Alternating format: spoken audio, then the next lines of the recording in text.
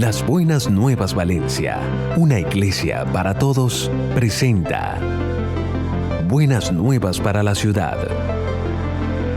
Un mensaje práctico y motivador en la voz del pastor Carlos González. A partir de este momento, dispón tu corazón para recibir en él la palabra de Dios. Dios me les bendiga a todos.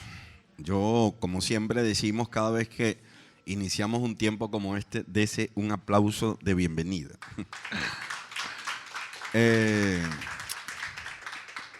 Saben que nosotros hace un tiempo hemos tenido la idea de juntarnos cada cierto tiempo en ocasiones especiales, con la idea de discutir, hablar sobre esos temas que surgen y que son dignos de nosotros analizarlos desde una perspectiva teológica, bíblica, y analizarlos en detalle. Cosa que uno no puede hacer un domingo en la iglesia por la dinámica de nuestro servicio, pero cuando hacemos estas actividades como las de hoy, tenemos el tiempo suficiente para con calma indagar. La palabra que se utiliza para eso es escudriñar, o sea, buscar allá en la palabra del Señor, en la profundidad de la palabra del Señor, lo que la verdad de la palabra de Dios dice sobre esta serie de temas que surgen, ¿no? Entonces, estaba la idea de tomarnos un tiempo como el de hoy. Algunas personas me pidieron que grabáramos, por eso estamos grabando, para luego subirlo a nuestro canal en YouTube y poder tener un registro ya más duradero de todo lo que vamos a hablar en el día de hoy. Hoy es una primera oportunidad que vamos a hablar este tema. Luego, sábado 23 de julio, no olviden esa fecha, vamos a tener aquí a un maestro en Biblia, profesor de la Universidad Logos, que va a darnos otro tema para enriquecer más lo que vamos a hablar hoy. Lo invité para estar aquí ese día. Va a estar hablando sobre las festividades judías y si debemos los cristianos celebrar eso, sí o no. ¿Qué significaba eso? ¿Cuál era la intención, el propósito? ¿Qué representaba eso? Entonces va a ser un tiempo bien chévere y va a enriquecer mucho más lo que nosotros vamos a hablar en el día de hoy. Quiero, antes de nosotros meternos en el tema de hoy, que es el neojudaísmo, tener algunas consideraciones bíblicas. Esas consideraciones son como que las motivaciones que tenemos para tener un tiempo como este, ¿no? Entonces, la primera motivación es que es mi tarea como pastor, y es mi responsabilidad hacer esto. Dentro de mi oficio está esa responsabilidad. El libro de Efesios, capítulo 4, verso 11, dice: Él mismo constituyó a unos ¿qué? Apóstoles, y a otros profetas, a otros evangelistas, y a otros pastores y maestros. Ahí, por eso lo resalté, ¿no? Ahí caigo yo, ahí entro yo, pastores y maestros. Entonces Pablo está escribiendo a los hermanos de Éfeso y está explicando la razón por la cual Dios estableció estos ministerios. Y luego dice, versículo 12, a fin de capacitar, ¿a quién? Al pueblo de Dios para la obra del servicio. ¿Qué más? Para edificar al cuerpo de Cristo. Esa es nuestra función, capacitar al pueblo de Dios, edificar al cuerpo de Cristo. De este modo, dice Pablo, todos llegaremos a la unidad de la fe y del conocimiento. ¿De quién? Del Hijo de Dios. Está diciendo Pablo, es función del ministerio pastoral y de los ministerios que Dios estableció, enseñar, capacitar al pueblo de Dios, al cuerpo de Cristo, para que el cuerpo de Cristo, el pueblo de Dios, llegue al conocimiento del Hijo de Dios. Conozcan quién es el Hijo de Dios. ¿Quién es Jesucristo? También a una humanidad perfecta. Eso tiene que ver con ese proceso de santificación de Dios en nuestras vidas, de ir creciendo, ir madurando, ir aprendiendo, para una humanidad perfecta que se conforme a la estatura o a la plena estatura de Cristo. Y había un propósito. Pablo establece un propósito allí en Efesios. Dice que así, de esa manera, ya no seremos zarandeados. No seremos zarandeados por las olas y llevados de aquí para allá por todo viento de enseñanza. Ojo con eso. Vientos de enseñanza. La versión antigua dice vientos de doctrinas. ¿Sabe? Un viento es algo que viene, que va, y así son las falsas doctrinas. Son vientos, ¿sí? Se levantan en un tiempo, disminuyen, luego vuelven, arremeten. Pablo está diciendo que las personas que no maduran en su fe, que no crecen en su fe, estos vientos de doctrina los zarandean. Y no solo los zarandean, los mueven de un lugar para otro.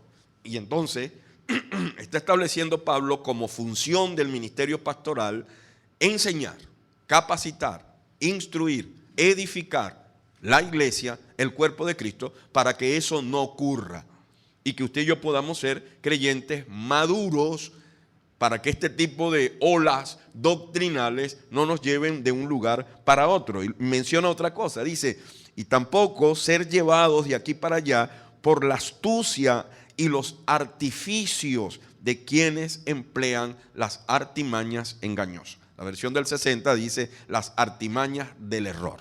Entonces, primera motivación es tarea del trabajo pastoral, del oficio pastoral, edificar, enseñar, instruir, capacitar. ¿Ok? O sea, estoy aquí hoy en plenitud de mis funciones, dentro de lo que es mi trabajo como pastor. La segunda consideración es que este asunto de nuevas doctrinas o doctrinas que atentan contra la verdad o que desvían a creyentes de la verdad fue una advertencia. Es una advertencia bíblica, fue una advertencia bíblica. Libro de los Hechos, capítulo 20, el apóstol Pablo está en una ciudad llamada Mileto. Pablo está a punto de ser llevado a la cárcel, de iniciar la etapa de prisiones que vive Pablo en la etapa final de su ministerio. Ese proceso que termina con la decapitación de Pablo, con la muerte de Pablo. Pablo sabía que estaba llegando a una etapa final de su ministerio. Inclusive cuando ustedes lean eso, vayan anotando para que luego en su estudio personal lo revisen con más detalle. Pablo llega a decirle a estas personas con quien él está hablando que eran los pastores de esa región. Él se reúne con los pastores de esa región para despedirse de ellos. Y llega a decirle a ellos, estoy seguro que muchos de ustedes no me volverán a ver. Era un momento de despedida. Le dice una cantidad de cosas el apóstol Pablo a ese grupo de pastores. Pero entre esas cosas, Pablo le dice a ellos, verso 28, tengan cuidado de sí mismo. ¿Y de quién más? Y de todo el rebaño. La primera advertencia que el apóstol Pablo hace es a los pastores. Yo creo firmemente que la salud doctrinal de una iglesia comienza por el pastor. Comienza por el pastor. Y creo también firmemente que la distorsión de una doctrinal de una iglesia empieza por el pastor. Entonces Pablo dice, hey, pastores, cuídense ustedes mismos. Y cuiden el rebaño sobre el cual los ha puesto como obispos. Es un término neotestamentario para referirse a pastores. Los ha puesto como obispos. ¿Para qué? Para pastorear la iglesia de Dios. Ese es su oficio. Cuidar la iglesia de Dios. Pastorear la iglesia de Dios. Cuídense ustedes. Cuídense ustedes. Y cuiden al rebaño. ¿Ok? Primera línea de cuidado y de advertencia. Dice, esa iglesia que Dios les entregó, que no es de ustedes. porque Él la adquirió para sí mismo con su propia sangre. Pero luego en el verso 29, Pablo les dice a ellos: sé que después de mi partida entrarán en medio de ustedes lobos feroces que procurarán acabar con el rebaño. Y entonces Pablo menciona otra línea de advertencia. Primero, cuídense ustedes. Segundo, cuiden al rebaño de lobos feroces que van a entrar en medio de ustedes. En la versión antigua dice lobos rapaces que no perdonarán al rebaño, procurarán acabar con el rebaño. Y esto lo está mencionando Pablo estrictamente a asuntos doctrinales, al asunto de la fe, de la verdad. Y Pablo hace la advertencia de prepararse, de cuidar la iglesia de esta clase de lobos rapaces que vienen desde afuera. Pero fíjense, luego menciona otra línea de cuidado. Dice: aún de ustedes mismos, dentro de ustedes mismos, se levantarán algunos que enseñarán falsedades para arrastrar a los discípulos que los sigan. Bien, fíjense estas tres líneas de advertencia que el apóstol Pablo hace a los pastores en Mileto. Primero, cuídense ustedes mismos, cuiden al rebaño. Número dos, cuídense de los lobos feroces, rapaces que vendrán, tratarán de infiltrarse. Pero cuídense también de aquellos que se levantarán de en medio de ustedes mismos. Y estas personas enseñarán falsedades. ¿Para qué? Para arrastrar a los discípulos que los sigan. Y en el verso 31, Pablo termina diciendo: así que estén alertas. ¿Ve? Entonces, ¿por qué estamos aquí? Porque es una advertencia bíblica, es una advertencia apostólica. Estén alertas, pendientes. Luz roja encendida. ¿Cómo diríamos en venezolano? Mosca con eso, ¿verdad? Mosca con eso, póngase pila. Tercera consideración, y esta tercera consideración es muy interesante, ¿no? La tercera consideración bíblica por la que estamos aquí es que este asunto de falsas doctrinas, de olas de enseñanza, fue profetizado como una señal de los últimos tiempos. Siempre que hablamos de la señal de los últimos tiempos, nos referimos a los terremotos, a las pandemias, a todas estas cosas que ocurren en el mundo, ¿no? Pero a veces nosotros no nos detenemos también a analizar, a estudiar esas señales que tienen que ver con la iglesia, con la dinámica de la iglesia. Y en la Biblia vamos a encontrar señales que también tenían que ver con la iglesia. Algo así como que la Biblia nos dice: pendiente en la iglesia de estas cosas. Se van a presentar dentro de la iglesia estas cosas también como señales de los últimos tiempos. Pablo escribe un par de cartas a Timoteo, joven pastor de la iglesia de Éfeso, ¿sí? Y en el versículo 1 de la primera carta, capítulo 4, Pablo dice: el Espíritu dice claramente que, oye, no es que lo dice allí como para interpretarlo, no, claramente que en los últimos tiempos, ¿qué pasará? Algunos abandonarán la fe para seguir inspiraciones engañosas. La versión antigua dice espíritus engañosos, inspiraciones engañosas. Ojo cuando usted escuche predicaciones como que esta nueva revelación, ¿verdad? Tengo esta nueva revelación, esta nueva inspiración. Y Pablo está diciendo que los últimos tiempos iba a estar caracterizado también por eso, dentro de la iglesia, por esa dinámica de querer oír nuevas inspiraciones, nuevas revelaciones. Pero dice algo más delicado Pablo a Timoteo. Les llama también doctrinas diabólicas. Doctrinas diabólicas. Doctrinas de demonios, dice la versión de 1960. Toda enseñanza, toda doctrina que desvirtúa lo que Jesús hizo en la cruz, cae en esa categoría. Toda doctrina y toda enseñanza que viene a añadir algo más de lo que Jesús hizo para que tú y yo seamos salvos, cae o entra en esa categoría.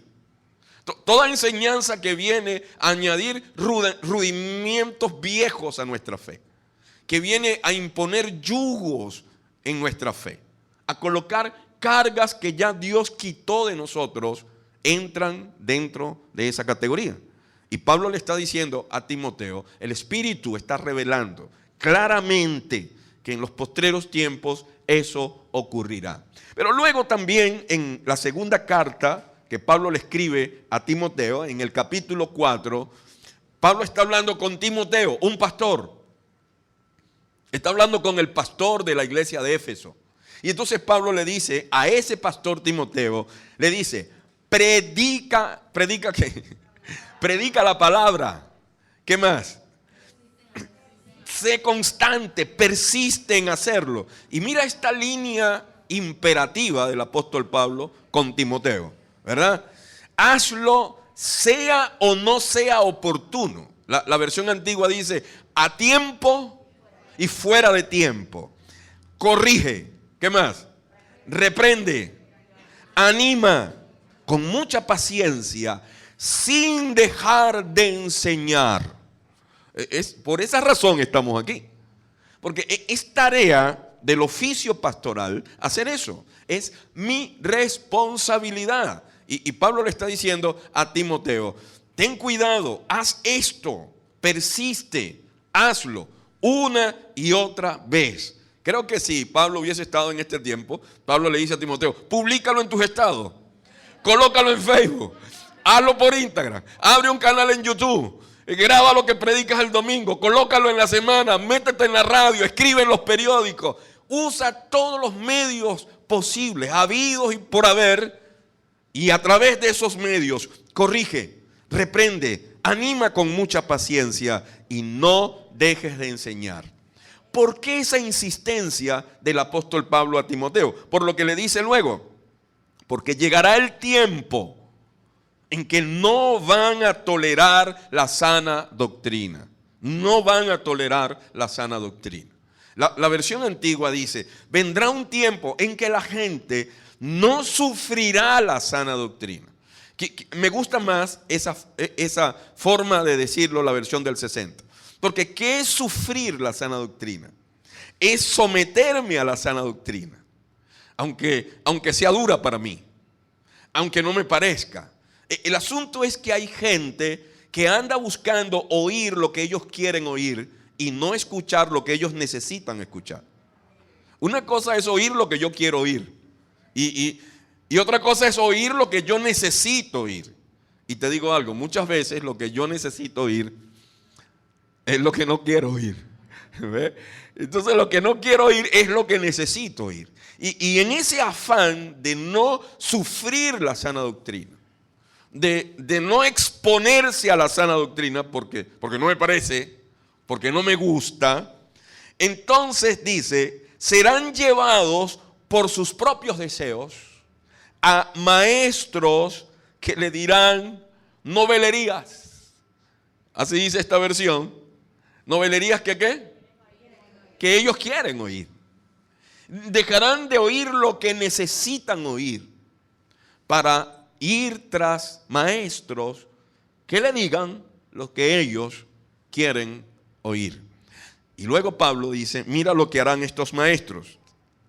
Estos dejarán de escuchar la verdad, estas personas, y se volverán a los mitos, a las fábulas. ¿Te das cuenta? Y esto estaba siendo profetizado por el apóstol Pablo. Gente que dejará la verdad y se irá a los mitos, a las fábulas, escuchando maestros conforme a sus criterios, a sus deseos, que le digan lo que ellos quieren, lo que ellos quieren oír.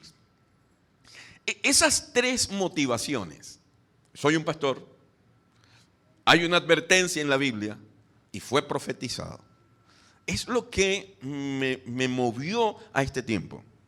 ¿Verdad? Este tiempo de hoy, sin costura, este tiempo tú sabes, sin las formalidades de un servicio un domingo en la mañana, y que nos sentemos a revisar esto.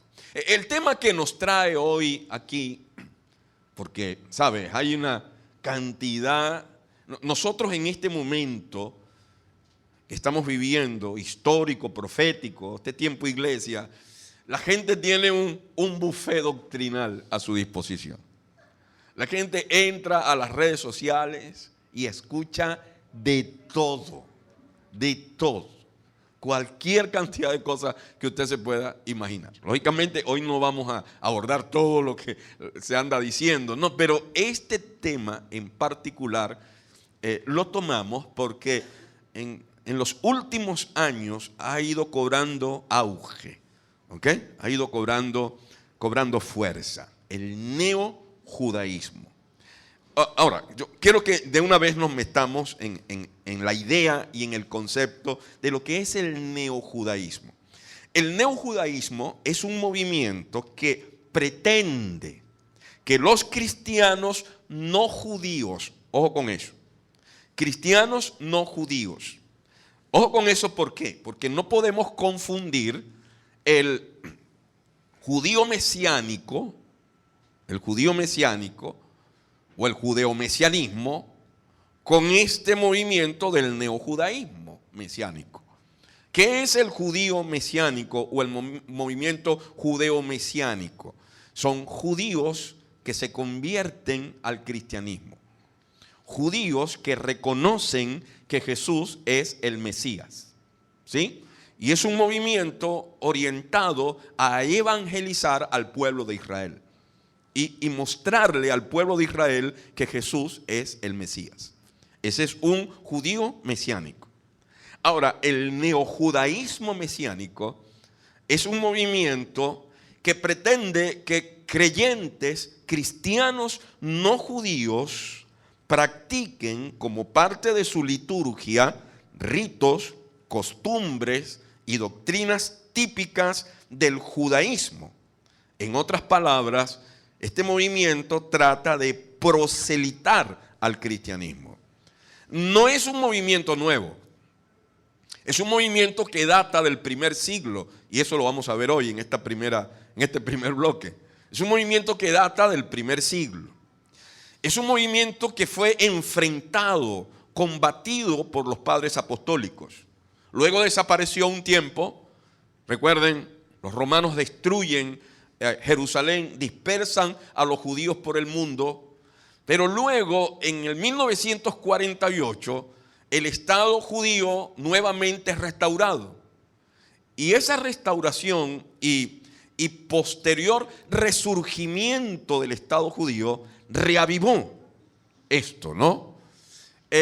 A finales de la década de los 80 comenzó un movimiento dentro de muchas iglesias evangélicas con la idea de evangelizar a los judíos. Se hicieron producciones musicales, libros, conciertos, eventos, comenzaron a distribuirse elementos judíos en las librerías cristianas. La idea era evangelizar a los judíos. Ese movimiento mutó y se convirtió en un movimiento no que evangelizaba a los judíos, sino que judaizaba a los evangélicos.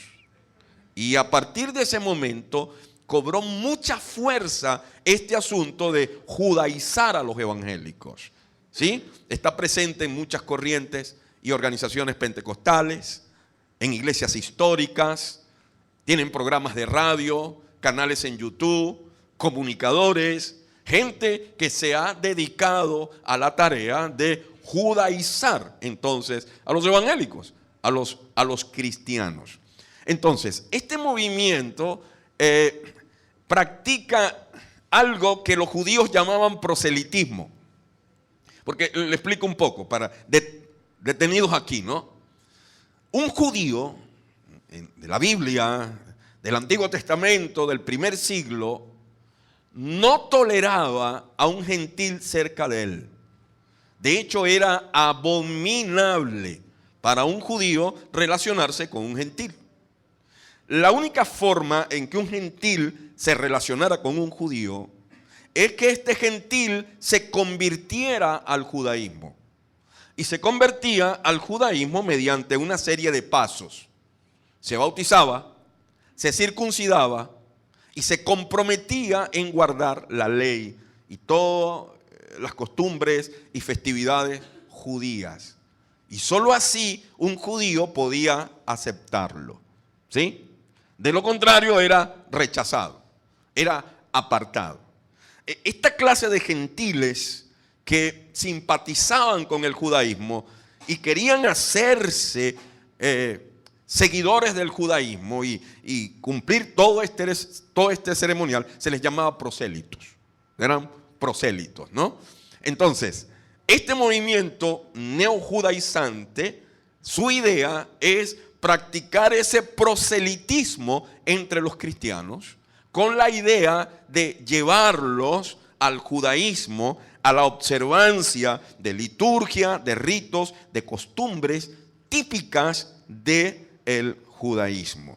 Ahora, no es un movimiento nuevo, porque nosotros en el Nuevo Testamento, libro de los Hechos, en las cartas de los apóstoles, nosotros encontramos mucha información de lo que los apóstoles escribieron para combatir este movimiento, que fue, históricamente hablando, el primer problema cultural, teológico y doctrinal de la era cristiana.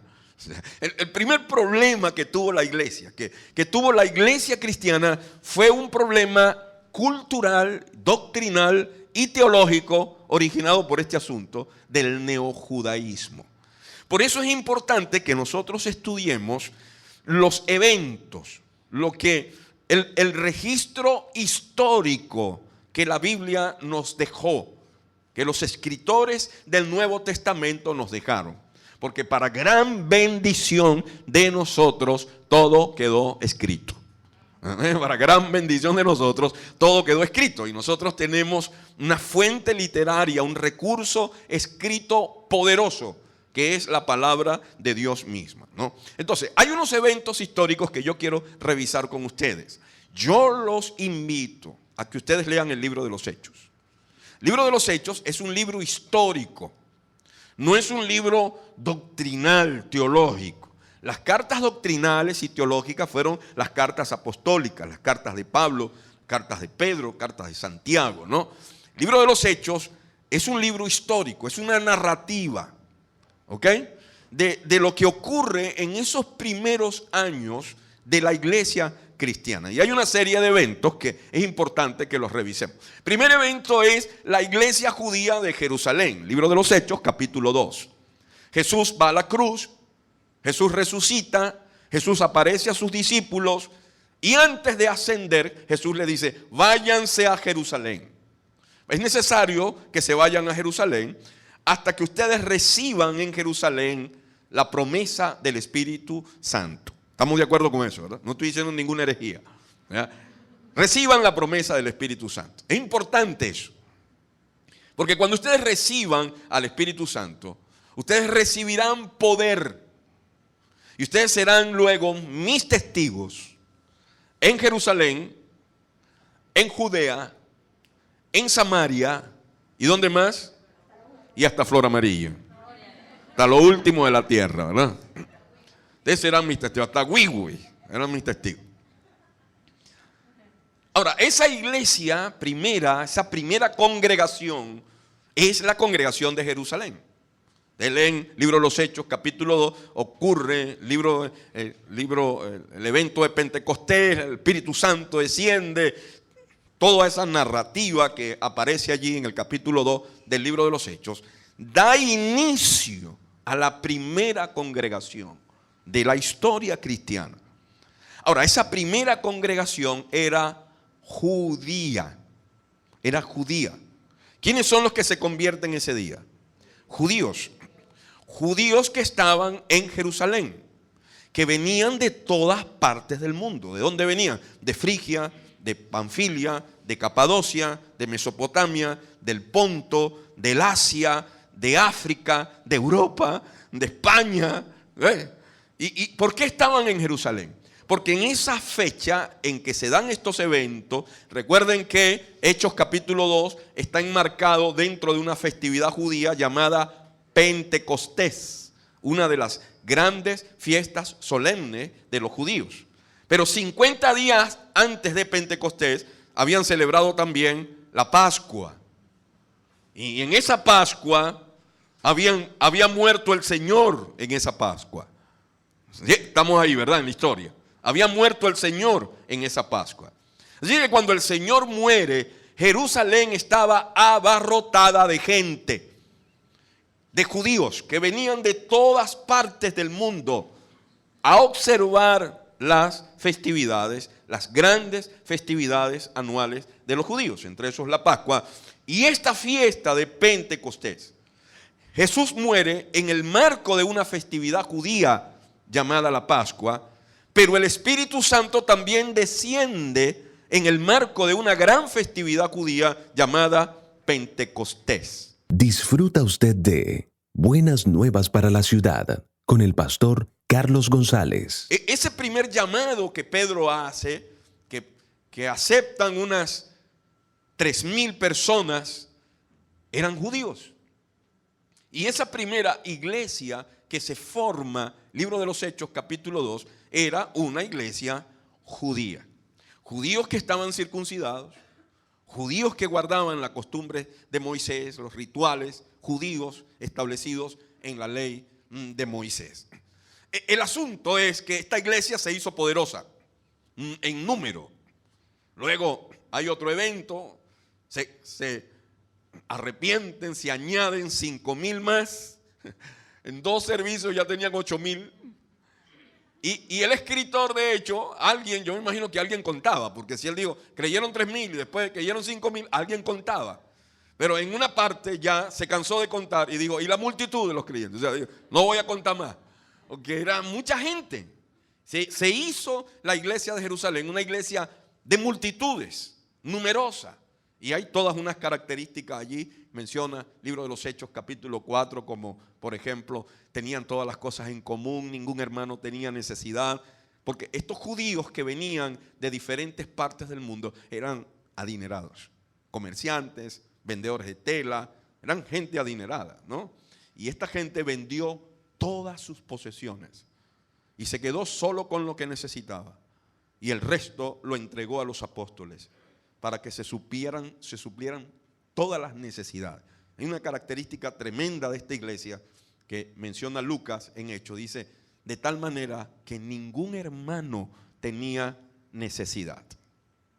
Pero luego en el capítulo 8 ocurre otro evento histórico. Se llamó la persecución. Esta primera persecución fue originada por los judíos. Y en esa persecución aparece un personaje llamado Saulo. Esa persecución que ocurre en Jerusalén hace que ellos se dispersen por el mundo. Por eso aparece allí persecución y ¿qué más? Y diáspora. Así que fueron dispersados. Libro de los Hechos, capítulo 8. Esa diáspora originó que estos creyentes judíos se regaran por el mundo de aquel tiempo. Y una de las cosas que hicieron fue que comenzaron a compartir su nueva fe. Y comenzaron a surgir otras congregaciones.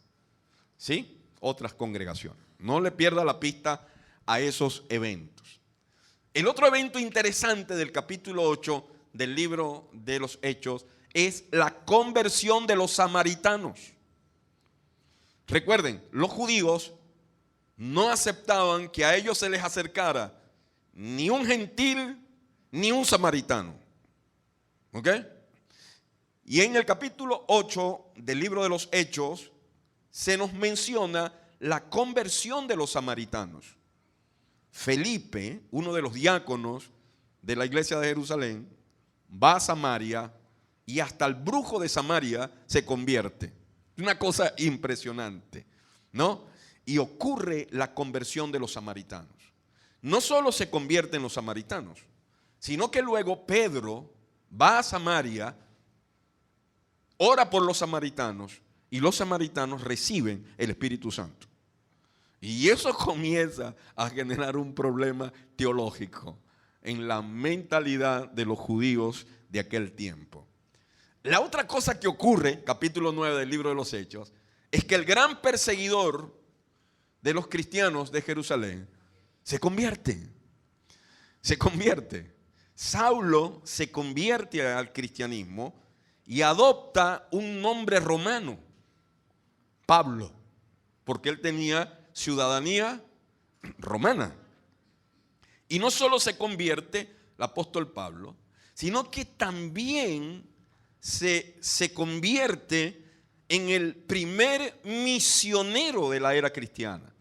Porque cuando lees su conversión, lo que nos está relatando el libro de los Hechos, lees que Dios le hace un llamado a Pablo directo, que él iba a ser el instrumento de Dios para llevar el evangelio a los gentiles. ¿Ves? ¿Te das cuenta cómo va evolucionando el asunto? Para llevar el evangelio a los gentiles. El otro evento importante, capítulo 10 del libro de los Hechos, es la conversión de Cornelio. ¿Quién era Cornelio? Cornelio era un romano importante. Y tienes que leer el capítulo 10 del libro de los Hechos para que veas la forma como Cornelio se convierte al cristianismo. Y Dios envía un ángel a la casa de Cornelio y este ángel le da instrucciones a Cornelio de ir a buscar a Pedro e invitarlo. ¿Ves? Él debes ir a buscar a Pedro. Él te va a decir algo que necesitas oír. Pero es que simultáneamente, mientras estaba ocurriendo eso en casa de Cornelio, en Jope, Pedro estaba teniendo una experiencia también. Dios le estaba mostrando a Pedro un lienzo. Pedro era un judío recalcitrante, ¿eh? De eso apretado. Pedro en las costumbres de la ley de Moisés. Y Dios le muestra un lienzo en donde había toda clase de animales y reptiles, cuadrúpedos, inmundos y todo esto, ¿no? Y entonces Espíritu Santo le dice a Pedro, mata y come. Está hablándole a un judío. Pedro le dice, ¿cómo me das esa orden si yo soy judío? Y ninguna cosa común o inmunda ha entrado jamás por mi boca. Y el Espíritu Santo le dice, mira, lo que yo he limpiado, no lo llames tú común o inmundo. Dios está tocando la estantería teológica de Pedro, los grillos de Pedro, ¿verdad? Está trabajando en las convicciones de Pedro. Todo esto redundó en que Pedro debía ir a casa de Cornelio. Pedro va a casa de Cornelio, un romano, y Pedro entra con el peor saludo que se podía dar en aquel tiempo. Mira, Pedro llega a casa de Cornelio, Cornelio lo recibe con alegría, con contentamiento, y el saludo de Pedro fue: ustedes saben cuán abominable es para un judío entrar en casa de un gentil. ¿Qué te parece? Que alguien llegue a su casa así con ese saludo. Usted le va a decir, mire, mi hijo, váyase de una vez. Si es que eso a usted le causa rollo, no entre aquí. Dice, pero a mí me fue revelado por el Espíritu Santo que lo que Dios ha limpiado, yo no lo llame común o inmundo. Y ya Pedro estaba cambiando su manera de pensar. Y entonces se echan los cuentos, ¿por qué estaba Pedro ahí? Y cuando Pedro comienza a hablar, antes que Pedro terminara, el Espíritu Santo, ¡brum!, cayó sobre Cornelio y sobre toda su casa. ¿Qué te parece? Y ese día Cornelio es bautizado, que era la forma de unirse a la nueva fe cristiana. Es bautizado en agua, él y toda su casa. O sea, toda su familia, todos sus sirvientes, todos sus esclavos, todos sus empleados, todos sus conocidos. Y Pedro vive esa experiencia extraordinaria en la casa de Cornelio. Pero luego en el capítulo 11 del libro de los Hechos ocurre un evento trascendental, importante, que es el surgimiento de una nueva congregación. Y es el surgimiento de la primera congregación gentil del Nuevo Testamento, la iglesia de Antioquía. A esa iglesia no le pierdas la pista. Si quieres conocer el registro histórico que hay en el libro de los Hechos sobre este tema del neojudaísmo, no le pierdas la pista a esta iglesia de Antioquía narrada capítulo 11 del libro de los Hechos. ¿Por qué? Porque ahí comenzó el asunto, ¿no? Entonces tendríamos que sacar Antioquía aparte, ¿no? de este tema y un poco meternos en el significado que introdujo Antioquía en esta historia que les estoy contando. Antioquía se convierte en una iglesia poderosa. Mira lo que empieza a ocurrir ya a partir de Antioquía. El número de los creyentes gentiles comienza a superar el número de los creyentes judíos.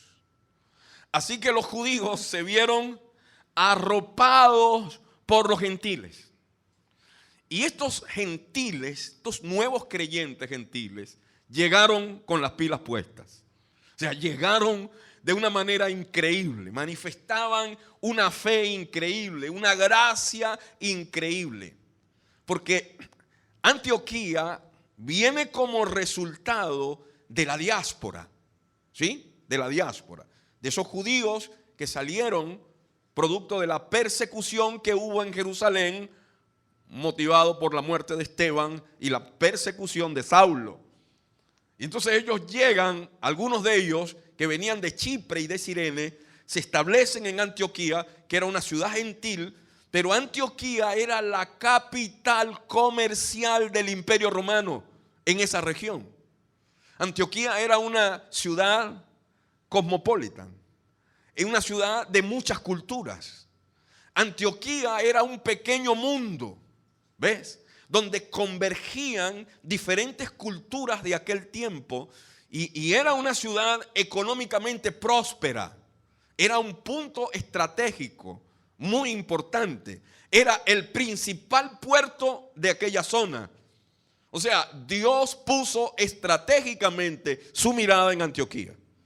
Y estos cristianos que llegan a Antioquía, venidos de Chipre y de Cirene, comienzan a predicar el evangelio no solo a los judíos, sino también a los gentiles, a los griegos. Y gran número de griegos creyó y se convirtió al Señor. Y este número de griegos, creyentes ahora, cristianos ahora, bueno, aunque ese tiempo no le llamaban cristianos, sino creyentes, seguidores del camino, comenzó a crecer y a crecer y a crecer. Y esta iglesia de Antioquía se convirtió en una iglesia poderosa. Pero un día a esa iglesia hermosa, grande, numerosa, avivada, entra convertido por sus puertas Saulo de Tarso. ¿Tú te imaginas ese día? Ese día que Pablo llegó a congregarse a Antioquía. Y llegó con Bernabé. Y cuando llegó y vio la gracia de Dios que había en Antioquía, decidió quedarse en Antioquía. Él y Bernabé. Y comenzaron a enseñar a los hermanos. Se congregaron por un año y comenzaron a enseñar a los hermanos, a consolidar la fe de los creyentes gentiles de Antioquía. Y esta gente abrazó tanto la fe del Señor, los principios del Señor, el vivir como el Señor, que es por primera vez que en Antioquía es donde ocurre por primera vez que a los creyentes se les llama cristianos. ¿Sabes por qué le llamaron cristianos? Era un apodo. ¿Sabes por qué vino ese apodo? porque hablaban como Cristo, caminaban como Cristo. Y tú cuando le preguntabas, mira, ¿qué avispa te picó? Cristo. Y era Cristo, Cristo, todo Cristo, Cristo, Cristo. Cristo fue revelado en ellos. O sea, a tal punto que su única respuesta era Cristo. Quiero que entendamos algo y fundamental, todo lo que vamos a hablar hoy. La razón del evangelio, el fundamento del evangelio es Cristo. No es una cultura, no es una nación, no es un concilio, no es una religión. El evangelio es una persona, Cristo. Y todo se resume en Cristo. Él es la raíz. Jesús dijo, yo soy la vid verdadera y ustedes son las ramas y mi Padre es el labrador. Pero es Cristo, es la persona de Cristo. ¿Ves? Y entonces los creyentes de Antioquía entendieron eso, esa revelación de Cristo. Entendieron que todo lo que ellos eran, todo lo que ellos habían recibido, venía de Cristo. Era la respuesta a toda pregunta que le hacían. Cristo. Razón tuvieron la gente de Antioquía, cristianos. Y es allí donde le llaman cristianos por primera vez. Pero hay otro dato más interesante de Antioquía. Es desde Antioquía de donde Pablo sale a evangelizar a los gentiles. Antioquía se convirtió en la primera agencia misionera de la era cristiana. Fueron los hermanos de Antioquía los que financiaron el trabajo de Pablo. Barcos, viajes, todo salía de Antioquía. Y Pablo terminaba sus viajes misioneros y ¿sabe dónde regresaba? A Antioquía. Así que Antioquía se convirtió en el epicentro del crecimiento de la iglesia del primer siglo. Una iglesia clave, estratégica y fundamental. Cuando los judíos cristianos vieron las pilas que tenía Antioquía, lo que estaba ocurriendo en Antioquía, lo que Dios estaba haciendo con la iglesia de Antioquía, por supuesto eso les trajo problemas a ellos. Porque ellos dijeron, ¿por qué lo hace con la iglesia de Antioquía? ¿Por qué no lo hace con la iglesia de Jerusalén? ¿Por qué con Antioquía?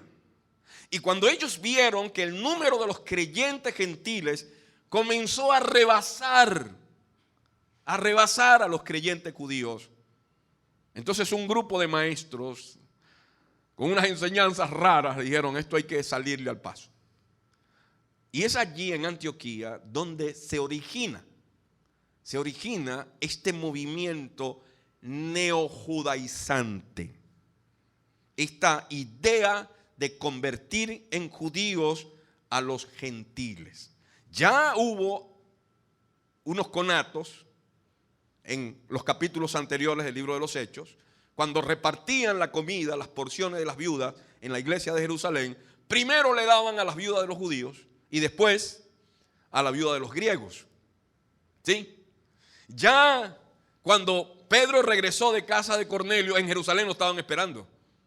Y le dijeron, ¿cómo es posible que tú, siendo judío, hayas entrado en casa de un romano gentil y hayas comido con ellos? O sea, ya esto venía tomando forma. Pero es en Antioquía en donde este movimiento toma forma doctrinal. ¿Ves? Toma forma doctrinal. Y a raíz de esto que ocurre en Antioquía, ocurre otro evento interesante que yo quise colocarlo también aparte. Es un evento narrado en el capítulo 15 del libro de los Hechos, que conocemos como el Concilio de Jerusalén, y yo le llamo, soy más dado a llamarlo, la primera cumbre apostólica y pastoral que hay en el Nuevo Testamento. Es la primera cumbre, es la primera reunión que agrupa a los apóstoles y a los pastores para discutir teológicamente este asunto. O O sea que esto que estamos haciendo hoy es bíblico, ¿verdad? Para discutir teológicamente este asunto. Pero quiero echarles el cuento de Lucas en el libro de los Hechos, ¿no? ¿Quiere ir conmigo? ¿Seguro? No se me ha aburrido todavía, ¿no? ¿Verdad? Ok.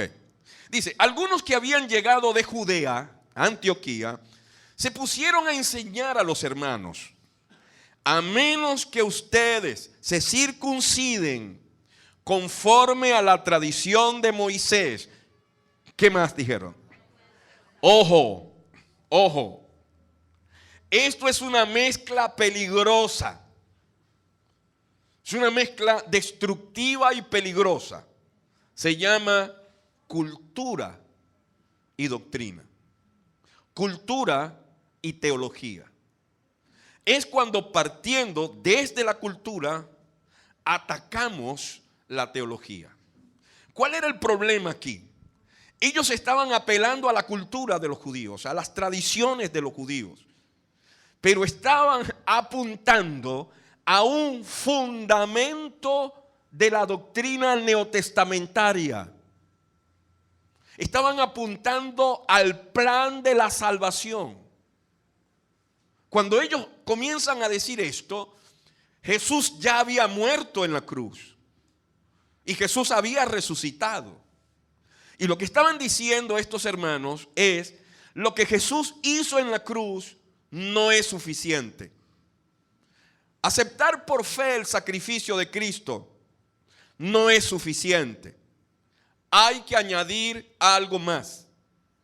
Y eso que necesitamos, que ustedes necesitan añadir, es circuncidarse y vivir conforme a la tradición de Moisés. Señores, dicho de otra manera, esto no es nuevo.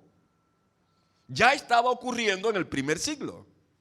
Y ya estos creyentes judíos venían de Judea y llegan a Antioquía, comienzan a infiltrarse en la iglesia y empiezan a decirle a los hermanos que para poder ser salvos ellos debían circuncidarse y debían vivir de acuerdo a lo que estaba establecido en las costumbres y las tradiciones que Moisés había enseñado.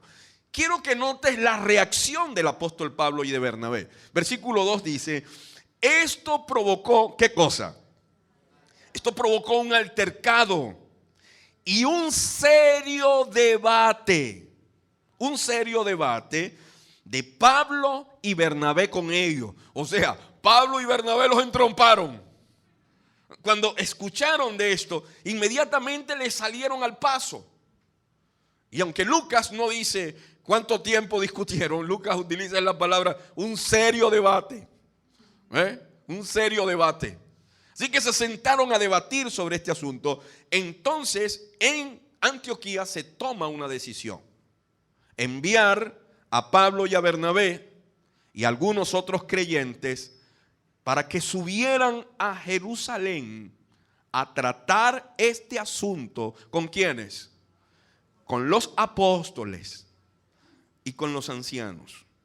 Así que ellos deciden en Jerusalén que este asunto necesitaba ser consultado allá en ese primer nivel de la dirigencia ministerial de aquel tiempo, conformada por los pastores, ancianos y por los apóstoles.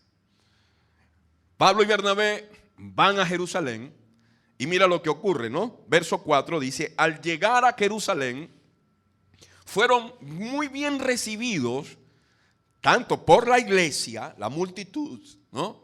Tanto por la iglesia como por los apóstoles y los ancianos, a quienes, iglesia, apóstoles y ancianos, todos reunidos, ellos les informaron de todo lo que Dios había hecho por medio de ellos. Así que hablaron de Antioquía, hablaron de su primer viaje misionero, hablaron de lo que estaba ocurriendo con los gentiles, y aquí empezaron las reacciones, ¿no? Verso 5 dice: entonces intervinieron algunos creyentes que pertenecían, que venían de una línea muy recalcitrante de los judíos. ¿Venían de dónde? De la secta de los fariseos. Así que estos judíos, que ya eran creyentes, ojo, ya eran cristianos, pero traían una formación porque habían pertenecido a la línea más conservadora de los judíos, que eran los fariseos. A ellos les hizo ruido esto, así que ellos se levantaron y afirmaron, y dijeron: no, señor. ¿Cuál fue la declaración de ellos? Es necesario circuncidar a los gentiles y exigirles que obedezcan la ley de Moisés. No es nuevo esto. Ya lo encontramos allí en el libro de los Hechos. Entonces los apóstoles y los ancianos dijeron: un momentico, nosotros nos vamos a reunir aparte, pastores y apóstoles, y vamos a examinar este asunto. Amén. Usted me sigue la línea, ¿verdad? ¿Dónde va? No nos hemos desviado, ¿no? Ok. Importante entender que este asunto llega a esta línea de convocar a los apóstoles y a los pastores para tratar este asunto. Porque este asunto se estaba convirtiendo en un problema. Porque se había metido en la comunidad de la iglesia. Porque estaba estorbando la fe de los gentiles. Porque estaba separando y dividiendo a la iglesia. Y era función de los pastores, de los apóstoles, reunirse para aclarar este asunto y para discutir este asunto. Así que se celebra entonces el Concilio de Jerusalén, o la primera cumbre pastoral apostólica del libro de los Hechos. Y entonces, allí dice Lucas, después de una larga discusión, imagínate tú, aquí la gente discutió: señores, esto era plomo grueso. Estos tipos que estaban hablando ahí no eran cualquier clase de tipos. ¿Quiénes estaban ahí? Gente que había estado con el Señor 3 años y medio. Gente que había visto al Señor morir en la cruz. Gente que había visto al Señor resucitar. Gente que había visto al Señor ascender. Gente que habían recibido el Espíritu Santo el día de Pentecostés. Alto calibre. Alto calibre. Y aquí a mí me hubiese encantado estar en esa reunión. De aseguro yo no hubiese dicho nada. No, yo solo vine a escuchar. Una reunión increíble. Y esa reunión, ¿sabes?, entró en calor y hubo una discusión larga. Y en medio de esa discusión se levanta ¿quién? Pedro. Pedro se levanta. Y mira lo que dice Pedro. Dice: hermanos, ojo con esto que dice Pedro. Pedro era un judío recalcitrante. Y de hecho, cuando lees el Nuevo Testamento, te das cuenta que Pedro, aunque ese día habló muy bien, luego Pedro tuvo sus metidas de pata. Es un asunto que a Pedro le costó entender. ¿Ves? Entonces, pero Pedro se levanta ese día en esa reunión y dice: hermanos, ustedes saben que desde un principio Dios me escogió entre ustedes para que por mi boca los gentiles oyeran el mensaje del evangelio. ¿Qué más? Y creyeran. Dios, dice Pedro, que conoce el corazón humano, mostró que los aceptaba, dándoles el Espíritu Santo, lo mismo que a nosotros. Y como diciendo Pedro: yo soy testigo de eso. Yo fui testigo cómo el Espíritu de Dios cayó sobre los samaritanos. Yo fui testigo cómo el Espíritu de Dios llenó la casa de Cornelio. Delante de mis ojos yo he visto cómo Dios confirmó esto dándoles el Espíritu Santo, igual como lo hizo con nosotros allá el día de Pentecostés, sin hacer distinción alguna entre nosotros y ellos. purificó sus corazones. ¿Por dónde? ¿Por medio de qué? Purificó sus corazones por medio de la fe. Por medio de la fe. Y luego dice Pedro, entonces, mira esta pregunta que Pedro hace. Entonces, ¿por qué tratan ahora de provocar a Dios poniendo sobre el cuello de esos discípulos un yugo? Dios bendiga a Pedro, ¿vale? ¿Verdad? Un yugo que ni nosotros, ¿quién más? Ni nuestros antepasados han podido soportar. Y nosotros vamos, tienes que circuncidarte, tienes que guardar el sábado, tienes que guardar todas las festividades judías, tienes que cumplir los 600 y pico mandamientos que hay. Entonces Pedro dice, yo les voy a ser bien honesto a ustedes. Esto es un yugo que ni nosotros, ni nuestros antepasados han podido soportar.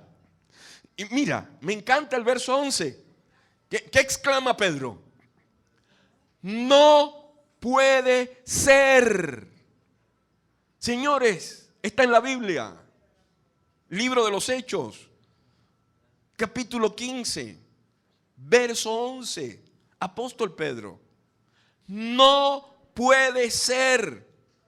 Como ellos creemos que somos salvos. ¿Por qué somos salvos? ¿Por guardar el sábado? ¿Por observar las costumbres de la ley? ¿Por ir a los rudimentos que estaban allí en ese viejo pacto? No. Pedro dice, somos salvos por la gracia de nuestro Señor Jesucristo. Tremenda reunión ese día, ¿ves? Luego en esa reunión intervienen también Pablo y Bernabé. Y luego se levanta Jacobo, hermano del Señor, uno de los apóstoles, líder principal de la iglesia de Jerusalén. Y ojo con lo que Jacobo dice. Porque Jacobo es como el presidente de la Asamblea Nacional en ese momento. Habiendo escuchado todas las deliberaciones, habiendo escuchado todo lo que han dicho. Esta intervención de Jacobo es la conclusión apostólica y pastoral. Es lo que se decide ese día. Es el acuerdo al que llegan luego de haber escuchado todos los testimonios. ¿Estamos claros ahí, verdad? Dice él, hermanos, escúchenme. Simón nos ha expuesto cómo Dios, ¿desde cuándo? Desde el principio, tuvo a bien escoger de entre los gentiles un pueblo para honra de su nombre. Ojo con esto que Jacobo dice. Esto es teología profética pura. Esto es teología profética pura. Lo que está diciendo Jacobo es, no nos confundamos.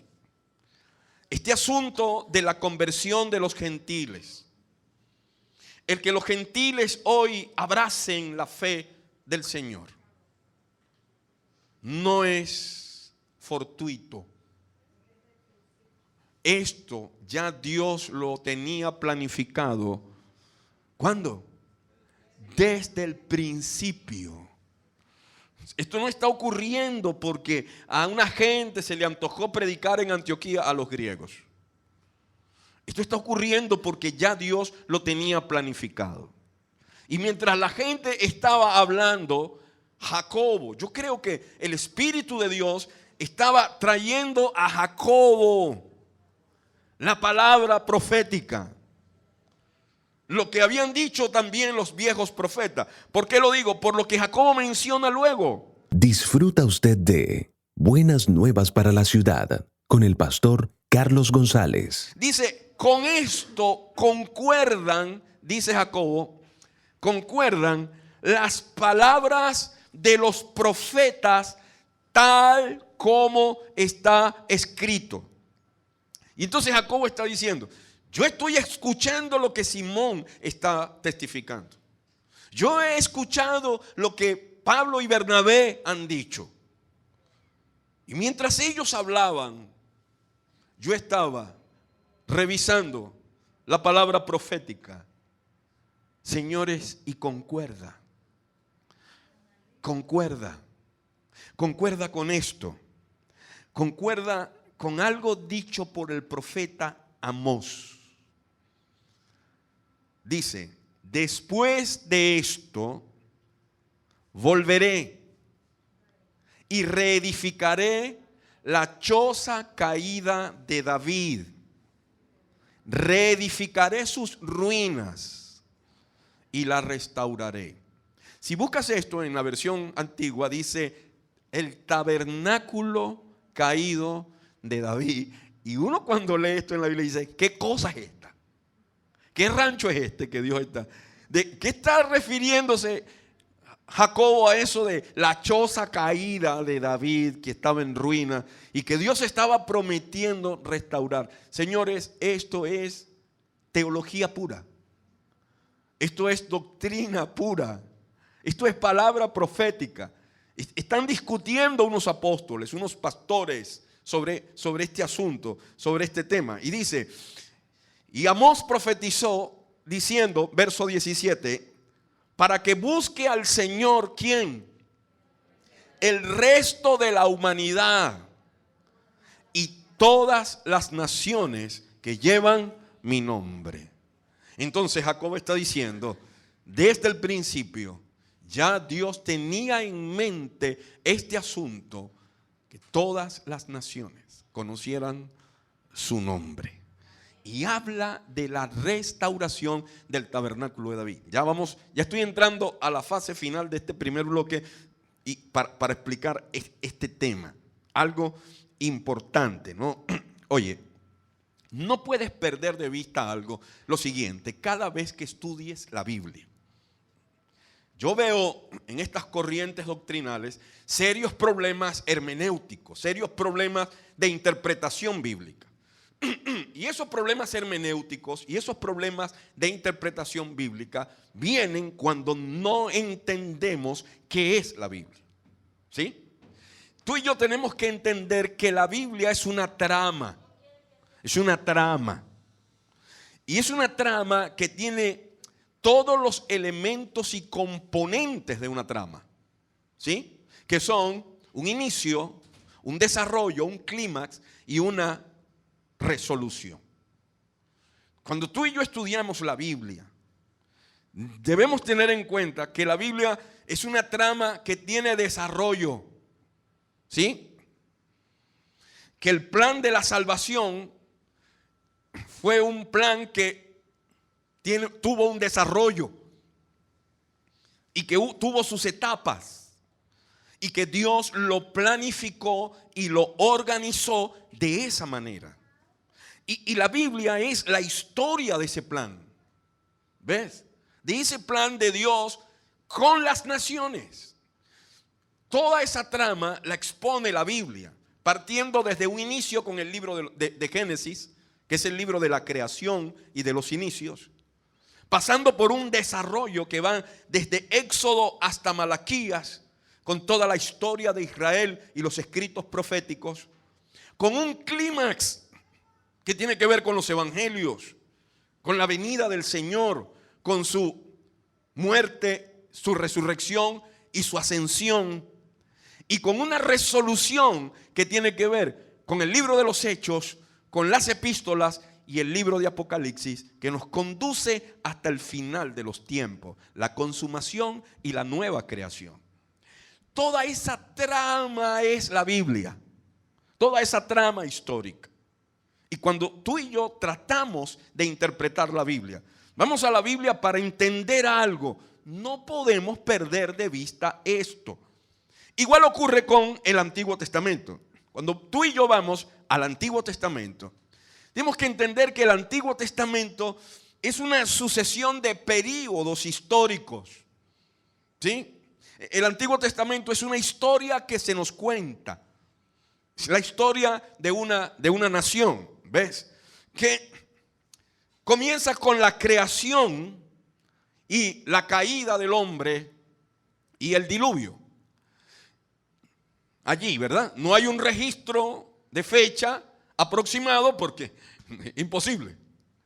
Que pasa por el origen del pueblo de Israel y el cautiverio. Que luego nos menciona el éxodo y la legislación, la entrega de la ley de Moisés.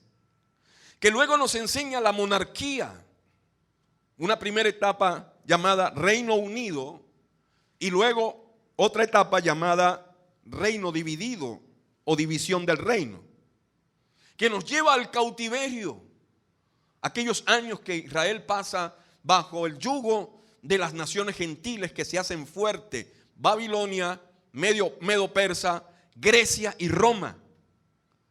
Y luego la restauración, que tiene que ver con el regreso de los judíos durante el imperio Medo-Persa a su tierra, a restaurar el culto, reedificar el templo y restaurar el muro de Jerusalén.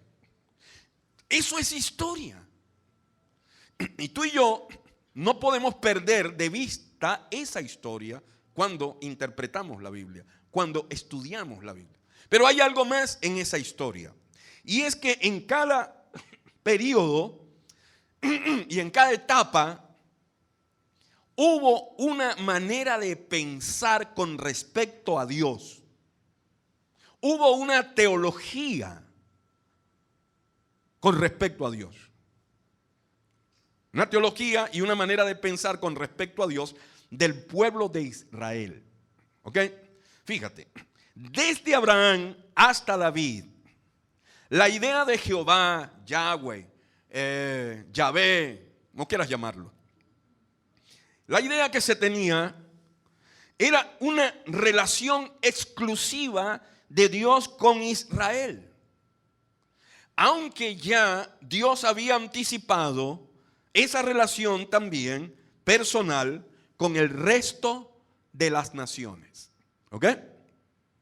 Luego, en el segundo bloque, que va desde David hasta el exilio, ¿ves? David entendió que Jehová, Yahweh, Yahvé, ¿ok?, era el Dios para Israel, pero era también el Dios de las naciones. Algo pasó en el reino de David, que David entendió que Dios era para todos los pueblos de la tierra. Y esta teología de David, yo me imagino que David lee Génesis, el llamado de Abraham, y en ti serán benditas, ¿quiénes? Todas las naciones, todas las familias de la tierra. David dice, hey, Dios no es solo de los judíos. Dios no es solo de Israel. Dios también es el Dios de todas las naciones. Esto hace que David traiga el arca del pacto a Jerusalén. Y a diferencia del tabernáculo de Moisés, que era por etapas, un atrio, un lugar santo, un lugar santísimo, donde estaba el arca, que nadie podía verla, solamente el sumo sacerdote una vez al año. David lleva el arca a Jerusalén y la coloca en una tienda a la vista de todos. ¿Qué te parece? Y hace que todos, judíos y gentiles, vieran el arca de la presencia de Dios. ¿Cuál era el mensaje que David estaba dando?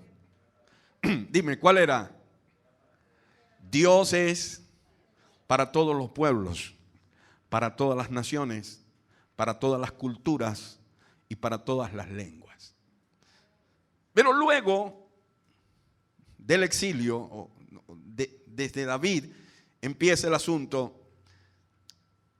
Pasa el reino de David, se divide Israel Israel retoma la idea que Dios, Yahweh, Jehová, Yahvé, era solo de los judíos. Y esa idea de David se diluyó. Y ese tabernáculo de David desapareció. ¿Me explico? Esa es la profecía de Amós. Esa es la profecía de Amós capítulo 9, verso 11. Yo voy a restaurar el tabernáculo de David. Y voy a hacer que toda la humanidad y que todas las naciones conozcan mi nombre. Ojo, ojo con eso. Porque luego, desde el exilio hasta el nacimiento de Cristo, se retomó la idea que Dios solo tenía relación con Judá. Y ningún tipo de relación, ni con los gentiles, ni con los samaritanos. Ese era el pensamiento que reinaba cuando Cristo viene al mundo. Esa era la forma de pensar que gobernaba a los judíos del primer siglo de la era cristiana. Esa era la idea de los judíos que creen en Jerusalén, que se suman al movimiento cristiano. Y partiendo de esa cultura y de esa formación, es que ellos apuntan y dicen, momentico, la única manera en que un gentil pueda ser salvo y conocer a Dios es que se circuncide y guarde todos los estamentos, todas las ordenanzas, todos los ritos, todas las festividades de los judíos, porque esa es la forma, el modelo que Dios estableció para relacionarnos con Él. ¿Estamos claros, no? Entonces, a eso es que está haciendo referencia Jacobo. Disculpe que me haya desviado para allá, para el Antiguo Testamento, pero a eso es que está haciendo referencia Jacobo. Porque cuando Simón, Pedro está hablando, y Pablo y Bernabé están hablando, Jacobo está yéndose allá. A Abraham, a Isaac, a Jacob, a David, a Amós. ¿Ves? La Biblia es una trama, es una historia, es una sola historia. Por eso Jacobo se levanta y dice, señores, esto concuerda. Amén. Esto concuerda. Esto no está fuera de contexto. Dios lo había tenido en mente desde el principio y lo había profetizado a través de Amós. Interesante, ¿no? Fue esto lo que llevó a David a decir en el Salmo 67, versículo 3, que las naciones, ¿qué? Te alaben, oh Dios. ¿Qué más? Que todas las naciones te alaben. Antiguo Testamento. Ya David estaba diciendo, mira, el asunto de conocer a Dios es para todas las culturas, para todos los pueblos y para todas las naciones. Estaba haciendo referencia entonces Jacobo al tabernáculo de David. Ahora capta la idea, ¿verdad? Al tabernáculo de David, que tenía un mensaje, el mensaje del profeta Amós. En aquel día yo levantaré el tabernáculo caído de David y cerraré sus portillos y levantaré sus ruinas y lo edificaré como en el tiempo pasado. ¿Qué era lo que Dios tenía en mente? Esto. Dios tenía en mente la inserción ¿de quiénes? De los gentiles, de las naciones en su pueblo. Por eso es que cuando tú vas allá al libro de Génesis, tú encuentras que ya Dios tenía eso en mente. Por eso Dios le hace una promesa a Abraham. En ti serán benditas todas las familias de la tierra. Y la palabra que Dios utiliza es la palabra mishpahab o mishpayab. que quiere decir familia. Pero dice también Mishpahat Goy, que quiere decir familias extranjeras, las naciones del mundo. Y esa misma promesa Dios se la hace a Isaac. Y esa misma promesa Dios se la hace a Jacob. Y esto ocurre antes que existiera Moisés y antes que existiera la ley de Moisés. Estaba en mente de Dios alcanzar a las naciones del mundo. Eso es lo que nos explica Jacobo. Por eso en el verso 19 dice: por lo tanto, yo considero que debemos de dejar de ponerle trabas a los gentiles que se convierten a Dios. Libro de los Hechos, capítulo 15. Debemos dejar de ponerle traba a los gentiles que se convierten a Dios. Y allí se decide escribir una carta y enviar esa carta a las iglesias gentiles como una resolución de esa cumbre apostólica, pastoral, para ellos. Y quiero leérselas, porque Lucas se toma el tiempo de escribirla y transcribirla en el libro de los Hechos. Y usted y yo la tenemos en nuestras Biblias. Libro de los Hechos, capítulo 15, verso 28. Nos pareció bien. ¿A quiénes? Al Espíritu Santo y a nosotros. Ojo, esto está vigente todavía. Esto ocurre en este pacto nuevo, en la era de la gracia. Por eso el que avala esa decisión es el Espíritu Santo. ¿Sabías que esta es la dispensación del Espíritu Santo? El Espíritu Santo en la iglesia. Y el Espíritu Santo dijo: apruebo eso. Estoy de acuerdo con eso. ¿En qué estaba de acuerdo el Espíritu Santo? En lo siguiente: no imponerles a ustedes, los gentiles, ninguna carga que no sean estos requisitos. 4. Número 1. Abstenerse de lo sacrificado a los ídolos. Abstenerse de comer sangre. Esto era por los judíos. ¿Ve? Era despreciable eso para los judíos. Vamos a evitar que eso ocurra. Absténganse de comer animales estrangulados. Esas 3 primeras cosas, sacrificado a los ídolos, comer sangre y animales estrangulados, tenía que ver con un respeto a los judíos. Estaban respetando esa cultura. ¿Me explico? Estaban dándole crédito a eso, diciendo: hey, por una cuestión cultural de respeto, no hagan esto. Y el 4 tenía que ver con Dios y los valores de su reino. Absténganse de la inmoralidad sexual. Y ya esto tenía que ver con Dios y los principios de su reino. Y mira cómo termina la carta: bien harán ustedes si evitan estas cosas. Yo no quiero ser polémico, pero tal vez este audio lo va a escuchar a alguien que, tú sabes, anda en otra línea, ¿no?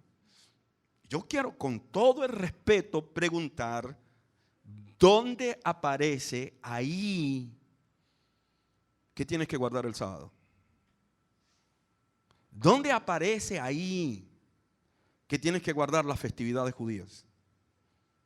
¿Dónde aparece ahí que tienes que buscar tus raíces hebreas? Y si tú lo estás enseñando, mi pregunta es: ¿bajo qué autoridad tú haces eso? ¿Bajo qué argumento histórico y profético tú enseñas eso? ¿Cuál es esa fuente tuya que te lleva a contradecir algo que en este momento confirmó el Espíritu Santo de Dios? ¿Cuál es esa revelación tuya que está por encima de la decisión de un concilio pastoral y apostólico y la aprobación del Espíritu Santo? Eso es lo que está vigente hasta este momento. Porque eso fue lo que abrió las puertas para que un día existiera una iglesia en Flor Amarillo. Para que un día existiera una iglesia en Venezuela, una en Colombia, una allá, una en Japón, una en los Yanomami, una en la otra. Para que todos los pueblos y todas las naciones de la tierra conocieran al Señor. Eso fue lo que abrió las puertas. ¿Te das cuenta? Y por eso es que está vigente. Eso fue lo que permitió la expansión del cristianismo. Y esta carta fue enviada a los gentiles por boca de Pablo y Bernabé. Así que ese día fue restaurado el tabernáculo de David. Amén. Mira, este es el panorama histórico. Y ya concluyo el primer bloque. Este es el panorama histórico del tabernáculo de David. La perspectiva histórica y teológica del tabernáculo de David. Profetizado por Amós capítulo 9, verso 11. Pero confirmado esa restauración, libro de los Hechos, capítulo 15.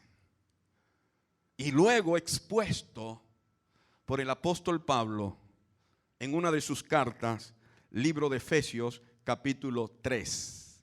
¿Ves? Mira lo que dice Pablo en Efesios, capítulo 3, entre otras cosas. Y el plan de Dios consiste en lo siguiente. 2 puntos. Tanto los judíos como los gentiles que creen en el evangelio gozan por igual de las riquezas heredadas por los hijos de Dios. Palabra apostólica. Gozan por igual. Y luego termina diciendo, ambos pueblos forman parte del mismo cuerpo y ambos disfrutan de la promesa de las bendiciones porque pertenecen a Cristo Jesús. Amén. ¿Listo? Ahora una pregunta. ¿Qué papel jugó la ley de Moisés en todo este plan? Tómese un café y yo se las respondo. ¿Verdad? Vamos a hacer un break y luego nos tomamos un tiempo para responder esta pregunta.